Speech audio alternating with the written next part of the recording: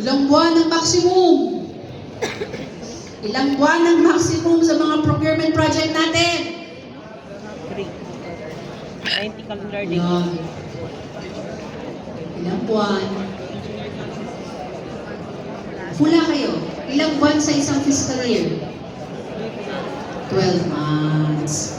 As a rule, maximum procurement project period is 12 months. Kasi 12 months lang po ang isang fiscal year. At yan lamang po ang nakocover ng ating budget. Kuha nyo? You can never budget for 13 months. That is something you have to remember. You can only budget maximum of 12 months. Now, pwede ba tayong mag-multi-year? Pwede bang mag-multi-year? Yes! But you have to seek multi-year contractual authority. Okay po?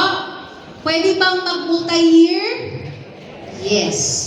Pero, kailangan, bago ka pa mag-start ng procurement mo, meron ka ng multi-year contractual authority. Now, question. Saan ba magandang mag-multi-year? Sa OPCR. Anong mga projects ang magandang i-multi-year? Guidelines para sa... May naisip kayo? Oh. Ano Meron. po? Mga capital-intensive projects are advisable to be done in multi-year. Ano yung mga capital-intensive? Infrastructure projects.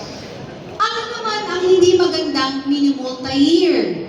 So why am I doing this? Why am I sharing with you? Because when you start your procurement, while by default it's 1 year, you may decide to do it multi-year. And therefore, when you decide to do it multi-year, you have to seek for the MICA issuance prior to procurement. Ang magandang malaman ninyo, ano ba yung mga magandang multi-year? Ano naman ang hindi? Ang hindi magandang multi-year, pro tip, ay mga high obsolescence, volatile prices. Ano yung high obsolescence products? ICT. Hindi po siya suggested na i-multi-year contract dahil mabilis ang pagpapalit niya. Nowadays, it's about 3 months na lang po ang lifespan ng mga ICT products. Ibig sabihin, either nababago, na-enhance yung kanyang features, and/or bumababa ang presyo. So, hindi magandang i-multi-year. Yung mga volatile prices, particularly those that are heavily dependent on the prices of crude oil, yan po yung mga hindi magandang i-multi-year because may possibility walang sumali dahil nga po volatile. And number 2, talo kayo in the long run. Ibig sabihin, tali kayo sa mahal na presyo while the price is going down. Kaya hindi po siya advisable na i-multi-year. Later, we'll talk more about this. Next, market scoping. Alam niyo na po ba paano mag-market scoping? Yes or no? Dapat yes. Bakit dito walang sagot? Alam niyo na paano mag-market scoping? Yes. Meron pong form.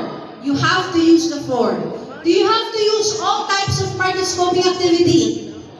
No. Depende Can pick sa... one. Okay? Kaya siya maraming form at kaya siya tinatawag na market scoping dahil po we are introducing this concept na hindi kailangan mag-quotation lang. Okay? What am I saying? What I've seen over the years, no, under 9184, is that bids and awards committee would often require 3 quotation, right? Have you experienced this? Ang back, mag-require ng 3 quotation. Pag walang 3 quotation, ituloy. Tama? Even in the central office. Alam niyo ba na walang ganyan nakalagay sa procurement law? Even in 9184? Wala. The only provision that requires 3 quotation would be what?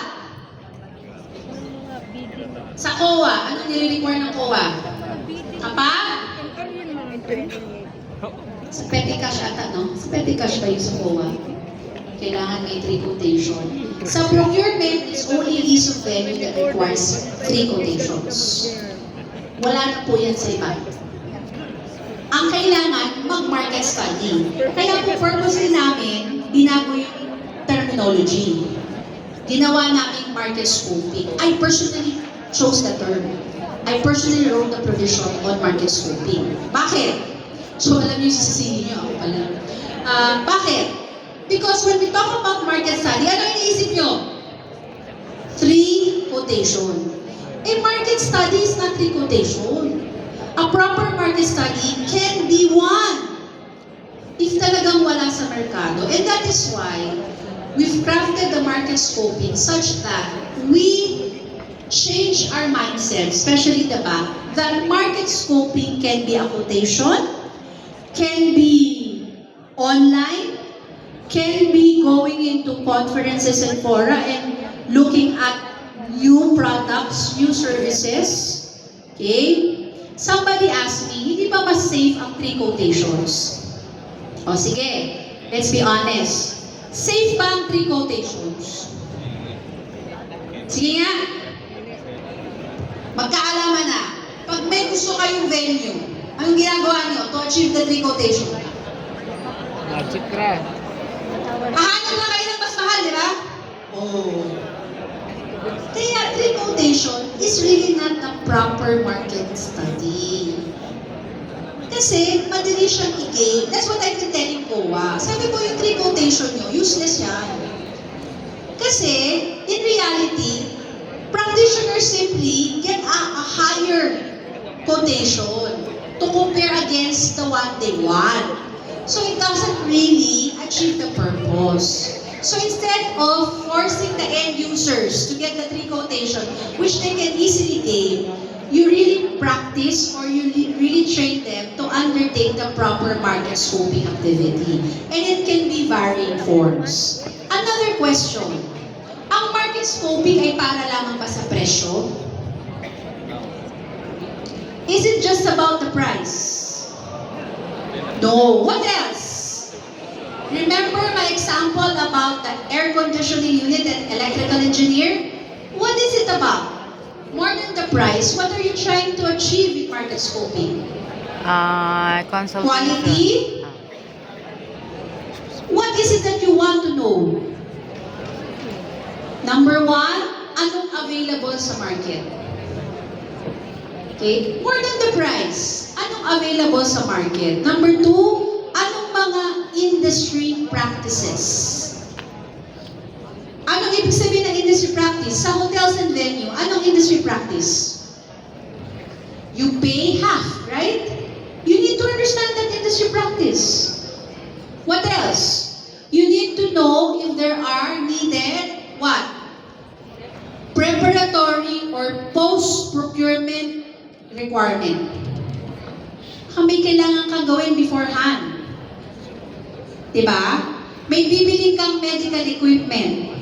Kailangan malaman mo, meron bang specialized na requirement kung saan mo siya i-store? Kuha nyo? Kasi baka mamaya, palagay nyo lang siya sa anywhere in your office. Kailangan pala yan ng temperature control location. Kuha ninyo? Baka fourth item na kailangan nyo malaman, baka meron kayong lead time na kinakailangan. Bakit? Baka yung buwan na bibili kayo, peak sa industry. Diba? Naalala ko, when we were doing planning of procurement last December, the program owner wanted December delivery.